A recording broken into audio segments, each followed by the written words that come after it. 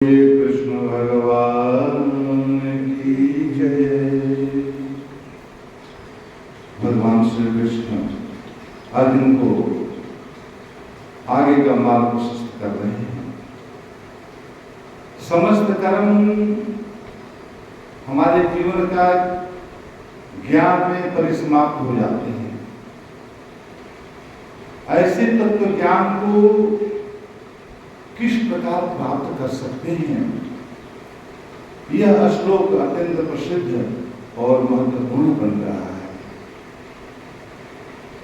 कहते हैं कि तू तत्व ज्ञानी महात्माओं के पास जाकर भली भांति श्रद्धापूर्वक, ऐसे नहीं कोई आदमी तर्क करने के दृष्टिकोण से आता है, भगवान के बारे में बात करते हैं तो तर्क करने लगते हैं, श्रद्धा नहीं होती है। जहाँ तर्क है वहां पर श्रद्धा नहीं है, जहाँ पर श्रद्धा होगी वहां पर तर्क नहीं होगा, वहां पानी मुक्त हो जाती है। तो यहाँ पर जो श्रद्धा पूर्वक हो रहा है, प्रणाम करके श्रद्धा पूर्वक प्रणाम करो उसको।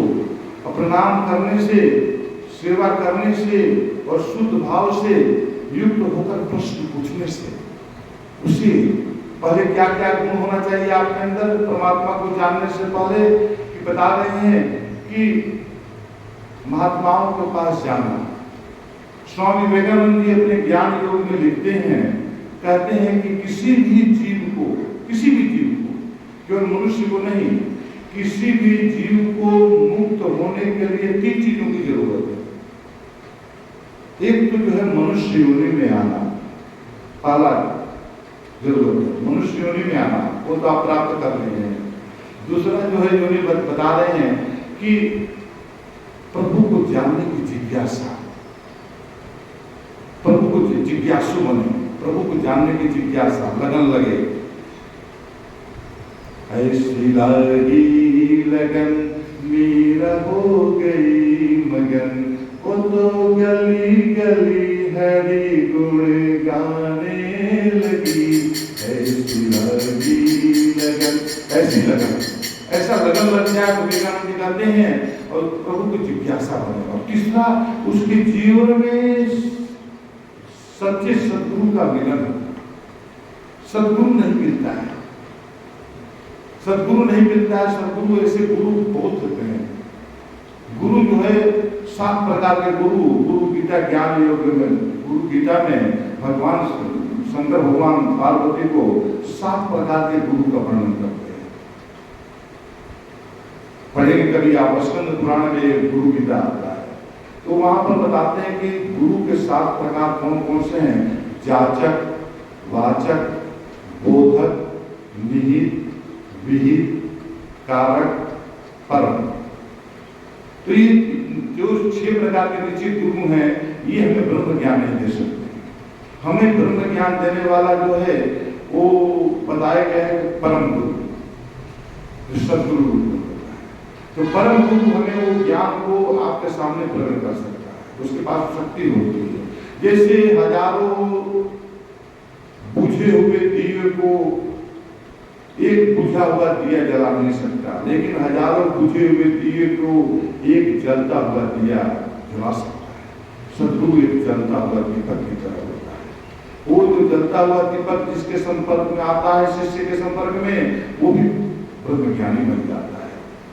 वो एक पारस की तरह होता है, जो कि स्वर्ण को जैसे छू लेता है तो वो स्वर्ण बन जाता है, लोहे को छू लिया स्वर्ण बन गया।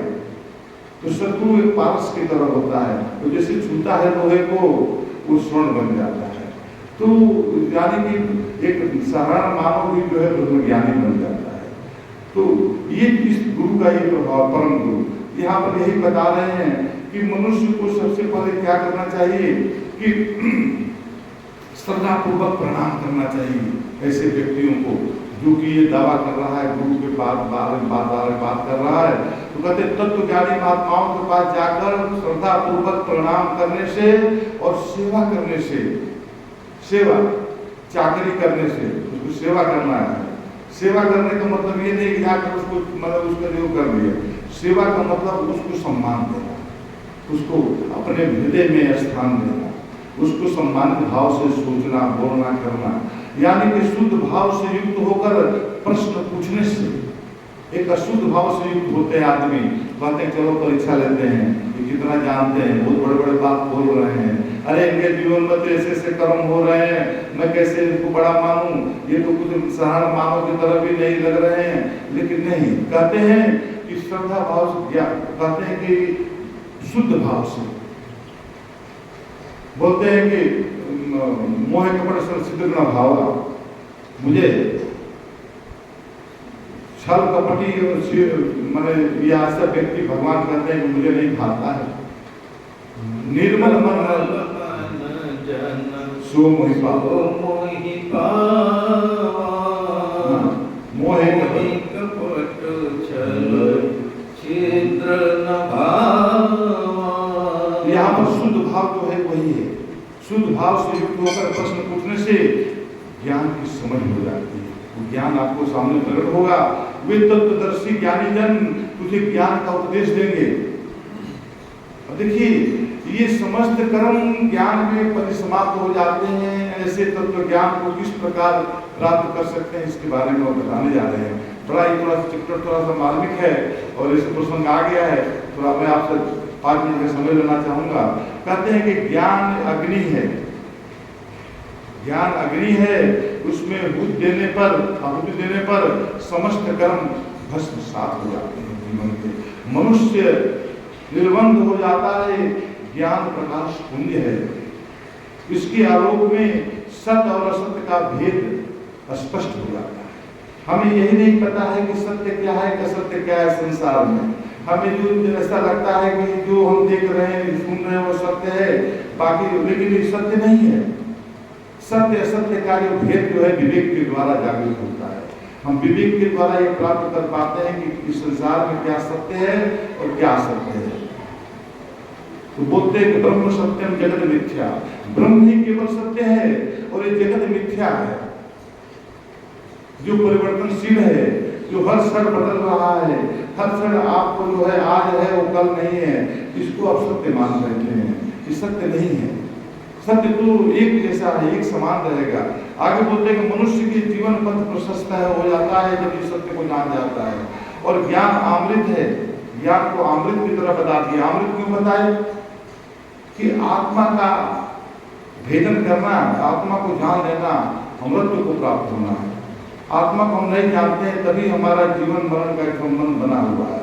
तो यहाँ पर बोलते हैं कि अमृत तो अमृत है। और बोलते हैं कि भय आदि विकारों से मुक्त कर देता है। भय का जो और विकार को जो जन्म देने वाला है, ये अनात्म भाव ही है। आत्मभाव कभी इस चीज को जो प्राप्त कर लेता है, उस विकारों से मुक्त हो जाता है, अखंड आनंद सुलभ कर देता है। भगवान श्री कृष्ण अनेक स्तरों पर ज्ञान की महिमा का वर्णन किया है। कर्म द्वारा चित्त शुद्धि होने पर ज्ञान का उदय होता है। हम अपने शुभ कर्म जो करते हैं, जीवन में सात्विक कर्म को मान्यता देते हैं, करते जाते हैं, तो इससे हमें इसका जो प्रभाव तभी तक है, इसका प्रभाव हमारे शुभ कर्म तभी तक होता है जिससे ज्ञान उदय हो, हमारा ज्ञान ब्रह्म ज्ञान जो उदय हो जाए, इसके सहायक बनते हैं। जितनी भक्ति होती है, जितने भी हम कर्म कर रहे हैं, सात्विक कर्म कर रहे हैं, है ना, ये सब जो है हमें परमात्मा को प्राप्त करने के लिए क्या है। जैसे कि मान लीजिए कहते हैं कि भाई आदमी बच्चा पढ़ता है, पढ़ने के बाद में ऊंची ऊंची डिग्रियां लेता है, लेने के बाद में उसका क्या मकसद है? उसका मकसद ये है कि भाई उसे जीवन में नौकरी करना है, उसे अच्छे पद पर जाना है। तो ये किसी की अच्छे पद को प्राप्त करने के लिए योग्यता की जरूरत है। उसी तरह से शुभ कर्मों की जरूरत है ज्ञान ब्रह्म ज्ञान प्राप्त करने के लिए। हमें जीवन में परमात्मा को जानने के लिए हमारे जीवन में शुभ कर्म का प्रवृत्ति नहीं होगा, तब तक से हम परमात्मा से दूरी बना रहेगा। आगे बोलते ज्ञान में संपूर्ण कर्म परिसमाप्त हो जाते हैं तथा ज्ञान उदय होने पर मनुष्य पूर्ण काम और परितृप्त हो जाता है। ज्ञान द्वारा जीवात्मा का परमात्मा के साथ तादात्म्य हो जाता है, जीवात्मा का परमात्मा से मिलन हो जाता है। तो आगे बोलते हैं कि ज्ञान केवल मात्र सद्ग्रंथों के अध्ययन से प्राप्त नहीं होता। हम ये सोचते हैं कि बहुत से किताबें पढ़ लेंगे, बहुत से किताबों से ना पूछो। कोई शायर ने बोला, किताबों से ना पूछो खुदा की ये बातें, खुदा को खुदा के प्यारों से पूछो।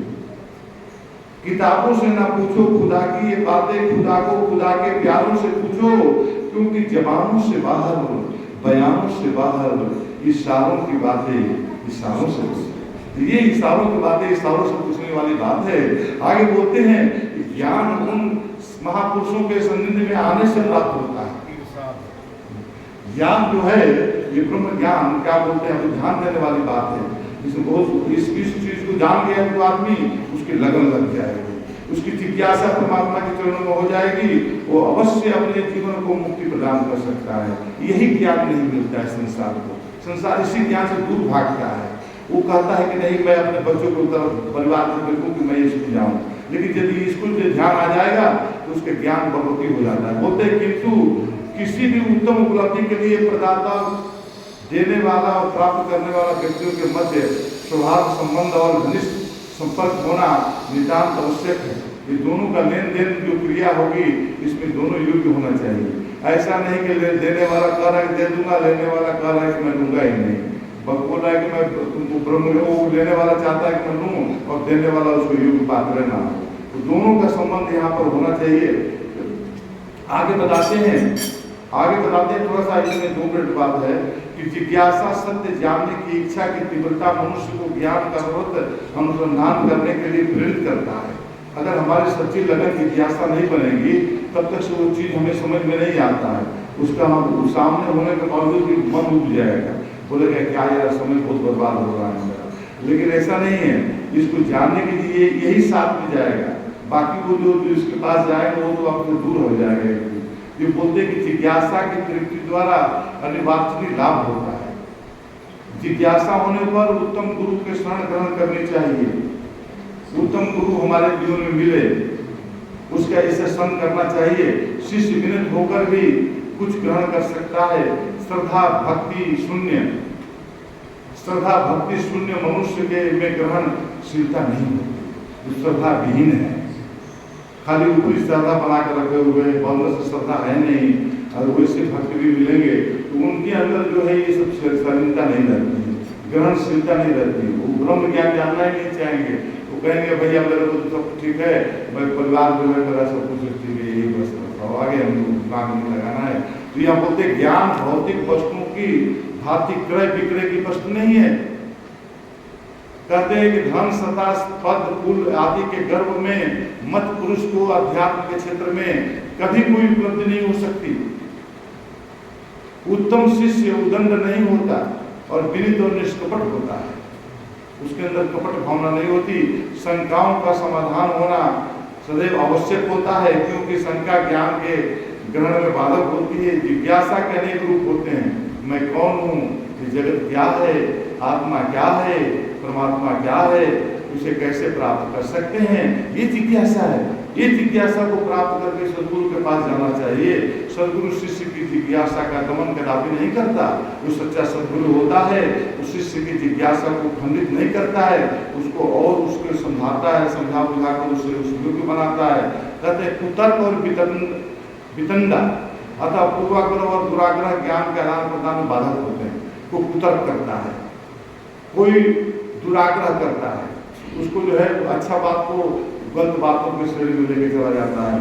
तो इस तरह का आदान प्रदान करने की क्रिया जो करता है कहते हैं बाधक है, इससे कभी ब्रह्म ज्ञान की प्राप्ति नहीं होती है। पात्र यदि रिक्त हो तो नीचे स्तर पर समय प्रकाश से शुद्ध होकर जल स्रोत नीचे की ओर प्रभावित होने लगता है। यानी कि पात्र अगर खाली है तो उसमें कुछ आ सकता है, नहीं तो जो है पहले से ही भरा हुआ है, विकारों को लेकर भर कर बैठा है, तो कभी खत्म नहीं होता। अभी जो है अभी बोलते हैं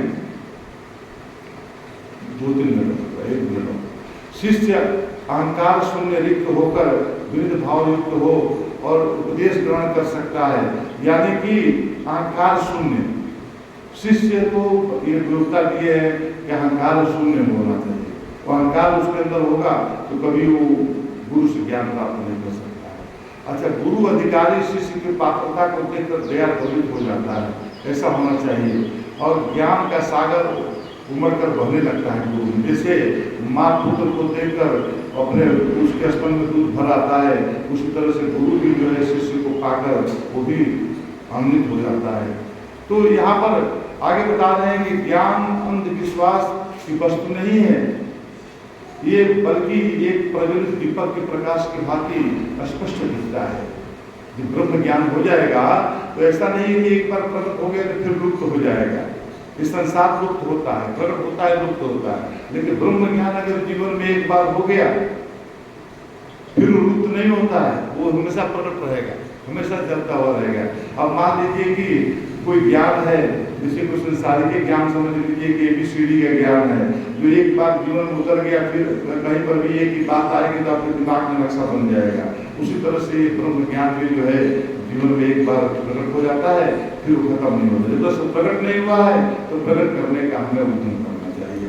आगे बोलते केवल सत्संग करना और उपदेश का श्रवण करना पर्याप्त नहीं होता, प्रबोध के लिए चिंतन मनन और बुद्धि का होना आवश्यक है। चिंतन मनन करना चाहिए उस चीजों के ऊपर, केवल हमें बस ऊपरी ऊपरी भाव से नहीं समझना है। और आगे बोलते हैं कि सद्गुरु शिष्य की बुद्धि को तिरस्कृत नहीं करते। आगे बोलते कृष्ण कहते हैं कि सद्गुरु केवल ज्ञान सामग्री से युक्त नहीं है बल्कि तत्वदर्शी होता है। तत्वदर्शी एक होता है आदमी जानता है लेकिन किसी को बता नहीं सकता है, समझा नहीं सकता है, उसको उस चीज को दिखा नहीं सकता है। गुरु जो है जो जानता है ब्रह्म ज्ञान को, उस ब्रह्म ज्ञान को आपके सामने देकर प्रकट कर देता है। ये सद्गुरु की तत्वदर्शी पहचान है। और आगे बता रहे हैं कि गुरु का वर्ण सोच विचार कर करना चाहिए। आदमी जो है गुरु किसी भी गुरु को आगे लेकर वर्ण कर लिया, बोलते हैं गुरु का वर्ण सोच विचार कर करना चाहिए, अन्यथा संताप हो सकता है। और बोलते हैं कि आध्यात्मिक क्षेत्र में ज्ञान सामग्री के भंडार का विशेष महत्व नहीं है।